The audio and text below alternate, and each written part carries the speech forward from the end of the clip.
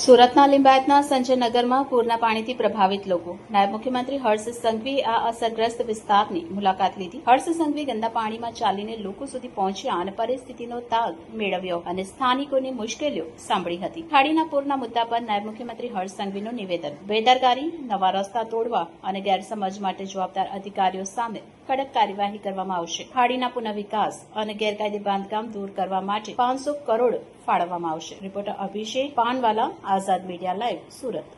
7 તારીખે સુરત શહેર અને દક્ષિણ ગુજરાતમાં વહેલી સવારથી સાંજ સુધી છેલ્લા અનેક વર્ષોના જો ડેટા જોઈએ તો સૌથી વધારે વરસાદ આજ તકનો 7 તારીખે સુરત શહેર અને દક્ષિણ ગુજરાતમાં વરસ્યો હતો.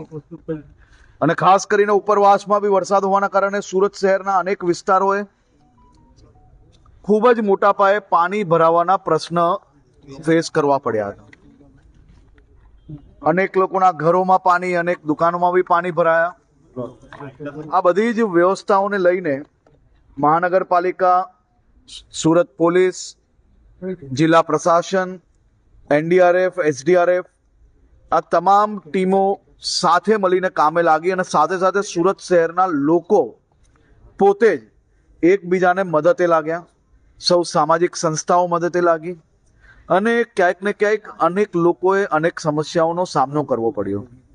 ખાસ કરીને આજે મુખ્યમંત્રીશ્રીએ આ રિવ્યુ બેઠક લીધી હતી અને પ્રશાસનને જે નહેરના કારણે અને ખાડીના કારણે જે પાણી ભરાવાનું જે કારણ જે ભૂતકાળમાં બી સામે આવ્યું હતું એ પર કડક પગલાં ભરવામાં આવશે.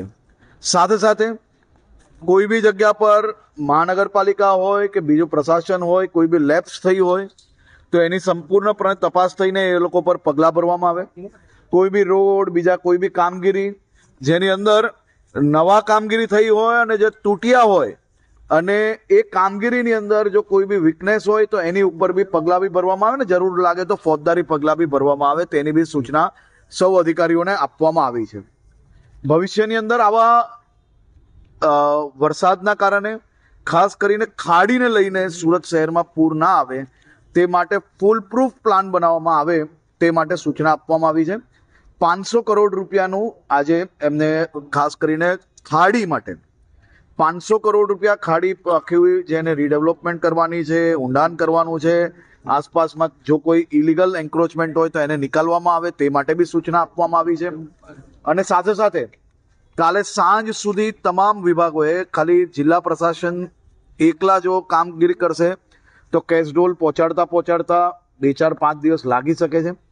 તેથી આજે સૂચના આપવામાં આવી છે કે બધા જ વિભાગો સાથે મળીને કામગીરી કરે અને કાલ સાંજ સુધી કેશડોલ આપવામાં આવે. ઘર વખરી બી તમામ લોકોને પહોંચી જાય તે માટેની બી વ્યવસ્થા કરવામાં આવે. દુકાનોમાં, ઘરોમાં જે કોઈ નુકસાન થયું છે તેનું તાત્કાલિક સર્વે પૂર્ણ કરવામાં આવે. સર્વે પૂર્ણ કરતાની સાથે જ મુખ્યમંત્રી શ્રી રાજ્ય લેવલે એક બેઠક બોલાવીને જે નુકસાન થયું છે નુકસાનને કઈ રીતે રાજ્ય સરકાર મદદ કરી શકાય તે બાબતનું આવનારા સમયની અંદર ડિક્લેરેશન કરવામાં આવશે. આજે તમામ ચૂંટાયેલા પ્રતિનિધિઓને બી અને મહાનગરપાલિકાના સૌ અધિકારીઓને બી આજે સાંજ સુધી એક રાઉન્ડ સફાઈનું બધી જ જગ્યા પર પૂર્ણ થાય તે માટે બી સૂચના આપવામાં આવી છે. અને સૌ સફાઈ કર્મચારીઓને બી હું આભાર માનું છું અને વંદન કરું છું જે પ્રકારે રાત દિવસ એક કરીને સફાઈની કામગીરી કરી રહ્યા છે. સૌ સુરતીઓને આભાર માનવો પડે કે જે કોઈ જગ્યા સુધી સરકારી તંત્ર પહોંચી શક્યું ત્યાં તો તમે સાથે મળીને કામ કર્યું જ છે, પણ અચાનક આટલો વરસાદ આવવાના કારણે જ્યાં ના બી પહોંચી શક્યા ત્યાં સુરતીઓએ એકબીજાને મદદ કરવાનું કોઈ મોકો ચૂક્યા નથી. તે બદલ બી આભાર. અને આ બાબતની સંપૂર્ણ રિવ્યૂ હજી ચાલી રહ્યું છે. આજે મોડી રાત સુધી હું બી અહીંયા છું અને એની તપાસ કામગીરી ચાલુ છે. તપાસ પૂર્ણ થયા પછી આપ સૌને સંપૂર્ણ માહિતી આપશે.